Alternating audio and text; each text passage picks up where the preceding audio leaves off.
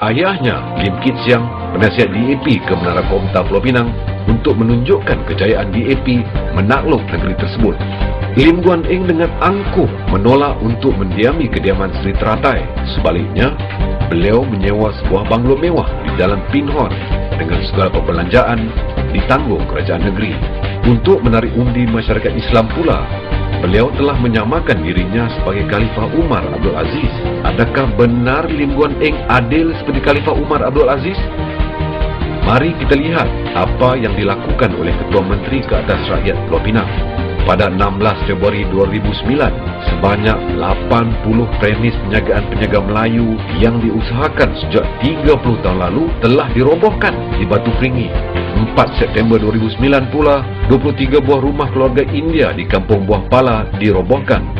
Hanya linangan air mata yang mampu menyaksikan jentolak membaham dengan rakus tempat berteduh mereka selama ini. 1 Julai 2010, 16 buah rumah Melayu di Kampung Pokok Asam mengalami nasib yang sama seperti Kampung Buah Pala. Malahan, kedai makan Doremi, Kampung Binjai, Kampung Tengah dan Medan Ikan Bakar Gold Coast Sungai Nibung juga turut dimusnahkan. Seterusnya, 10 Ogos 2010, Lim Guan Eng melarang 27 peniaga Melayu berniaga di kawasan bangunan Komta, sedangkan sebelum ini, semasa bulan Ramadan, disitulah tempat peniaga-peniaga Melayu mencari rezeki. Namun, apa yang lebih mengejutkan apabila seorang khatib bernama Zakaria Ahmad telah mendoakan kesejahteraan Lim Guan Eng dalam doa khutbah Jumaat di Masjid Jami' Menora. Sedangkan sebelum ini, doa kesejahteraan itu hanya untuk Yang di-Pertuan Agong selaku Ketua Agama Islam Negeri.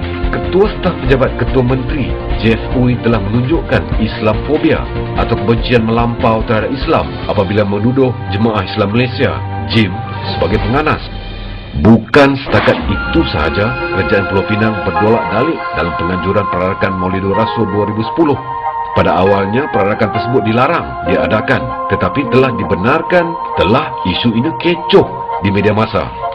Modus operandi DAP di Pulau Pinang hampir sama dengan apa yang dilakukan di Selangor.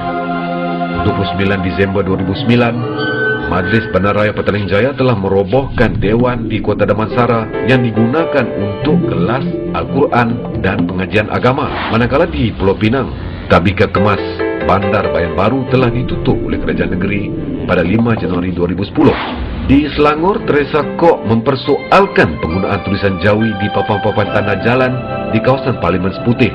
Manakala di Pulau Pinang, Ketua Menteri telah mengarahkan pemasangan papan tanda jalan dalam berbagai bahasa. Lim Guan Eng juga seolah-olah menunjukkan sikap tidak senang dengan orang Melayu. Nik Ali Muhammad Yunus, Pegawai Kemajuan Negeri, telah dikambing hitamkan. Saya nak ingatkan dia, tahu di antara hak dan batil, tahu di antara makruf dan mungkar. Kerana orang macam ini yang hanya berlidah biawak dan diperlekeh sebagai tali barut orang Melayu. Semua ini dilakukan untuk menutup kelemahannya dalam mentadbir negeri Pulau Pinang. Inikah model pemerintahan Khalifah Umar Abdul Aziz? Kenapa semua ini berlaku? Untuk mengetahui puncanya, mari kita menyoroti sejarah penubuhan DAP. Pada 9 Ogos 1965, apabila Singapura telah dikeluarkan dari Malaysia, Devan Nair, ahli Parlimen Bangsa, berusaha menghidupkan semula People's Action Party (PAP) di Malaysia, tetapi telah ditolak oleh pendaftar pertubuhan kerana menganggap PAP adalah parti politik Singapura. Maka PAP telah diganti dengan nama baru, iaitu Democratic Action Party (DAP), dan diluluskan pendaftarannya pada 19 Mac 1966. Sekarang, siapa pula di belakang DAP? DAP merupakan parti pelampau-pelampau Cina yang dipimpin oleh dinasti Lim. Mirip Parti Komunis Melaya PKM, Lim Kit Siang menjadi kuasa penentu sebagai Setiausaha Agong bermula dari tahun 1969 hingga 1999. Kemudian, kuasa itu diwarisi kepada anaknya, Lim Guan Eng, dan menantunya Betty Chew Gek Cheng. Manakala Lim Kit Siang didewakan sebagai de facto leader atau ketua umum DAP. Konsep kepimpinan ini meniru corak dinasti Lee Kuan Yew di Singapura. Lee Kuan Yew memegang jawatan Perdana Menteri selama 31 tahun. Kemudian anaknya Lee Hsien Loong pula mewarisi jawatan tersebut. Bagi memastikan dinasti Lee berkuasa di Singapura, Lee Kuan Yew telah didewakan sebagai menteri mentor. Sebenarnya, tradisi penguasaan anak beranak sudah menjadi satu budaya dalam DAP. Kapar Singh menjadi pengerusi DAP, manakala kedua anaknya, Gobind Singh Deo dan Jagdick Singh Deo, menjadi ahli Parlimen Puchong dan Adun Datuk Keramat Pulau Pinang. Chong Chien Jiang, naib pengerusi kebangsaan DAP dan Setiausaha Agung DAP Sarawak, merupakan anak kepada Chong Siu Chiang yang memegang jawatan naib pengerusi DAP Sarawak.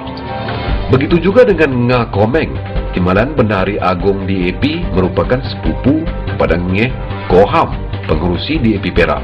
Kisah kejadian tadi hanyalah sedikit cebisan-cebisan ke arah mencapai agenda besar DAP.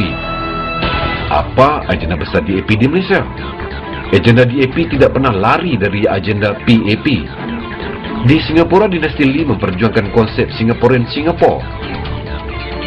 Manakala di Malaysia, dinasti Lee memperjuangkan konsep Malaysian Malaysia. Apa itu agenda Malaysian Malaysia? Malaysian Malaysia adalah perjuangan menuntut hak sama rata, sama rasa, tanpa mengira kaum yang berlawanan dengan tuntutan Islam. Maka perlembagaan persekutuan sedia ada perlu diperbarui semula dengan memansuhkan perkara-perkara berikut. Pertama, memansuhkan perkara 3, Islam ialah agama bagi persekutuan. Kedua, memansuhkan perkara 38 berkenaan dengan institusi Majlis Raja-Raja. Ketiga, memansuhkan perkara 152 berkaitan bahasa Melayu sebagai bahasa kebangsaan. Dan keempat, memansuhkan perkara 153 berkaitan dengan kedudukan istimewa orang Melayu dan Bumi Putra. Sedekat lalu, nenek moyang kita bersabung nyawa menentang Malayan Union. Silih berganti, warisan bersambung, seolah-olah anak cucu kini melupakan pengorbanan nenek moyang mereka.